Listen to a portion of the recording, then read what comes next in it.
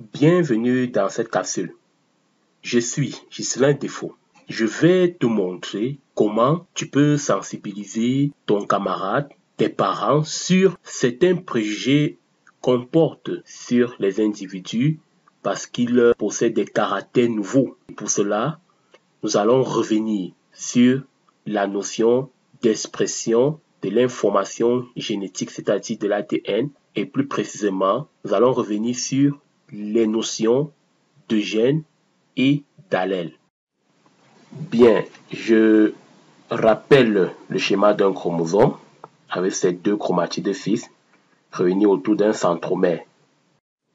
Si je déroule une portion de chromatide, on verra clairement que le chromosome est en réalité fait par l'enroulement autour des protéines appelées histones d'une macromolécule appelée ADN. En agrandi là, nous avons une portion d'ADN.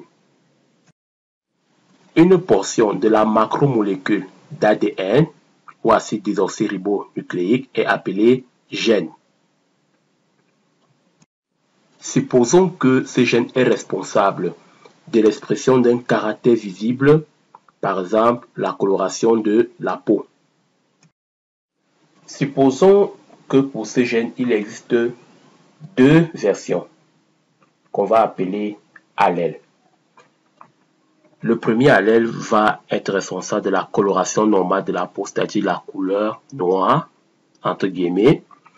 Et le deuxième allèle, c'est-à-dire la deuxième version de ce gène, sera responsable du caractère albinos, c'est-à-dire noir à la peau blanche.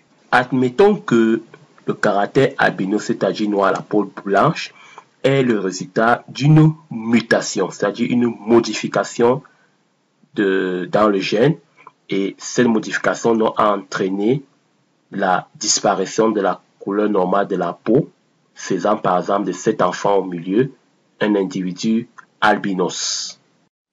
Symbolisons par grand A l'allèle qui va être responsable de la coloration normale de la peau et petit a la version du gène muté responsable du caractère albinos.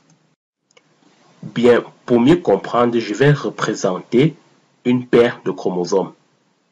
Rappelle-toi que dans le karyotype humain, les chromosomes sont regroupés par paires. Les deux versions du gène seront localisées à un endroit que je vais considérer ici à tout hasard, qu'on va appeler locus, c'est-à-dire l'emplacement des versions d'un gène sur cette paire de chromosomes.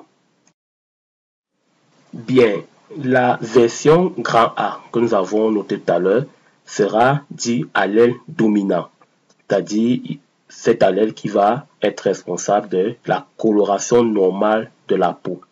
Donc, il est dominant. L'autre version sera la version mutée, petit a, qu'on va appeler allèle récessif. C'est un allèle qui ne peut pas s'exprimer quand il y a un allèle dominant. On va donc supposer que c'est cet allèle récessif qui est responsable de l'albinisme, c'est-à-dire l'absence de couleur au niveau de la peau. Supposons un individu dont la paire de chromosomes ci-contre porte l'allèle grand A dominant en deux exemplaires. Le génotype, qui sera alors l'ensemble des allèles pour cet individu, s'écrira grand A, grand A. Comme les allèles sont identiques, on dira que cet individu est homozygote pour l'allèle dominant responsable de la coloration normale de la peau.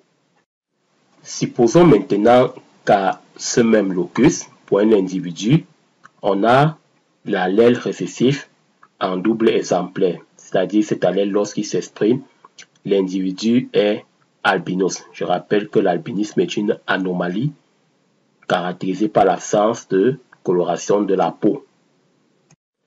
Supposons enfin que pour un autre individu, on a à ce locus l'allèle dominant grand A, responsable de la coloration normale de la peau, Et sur l'autre chromosome, l'allèle récessif petit a responsable de l'albinisme.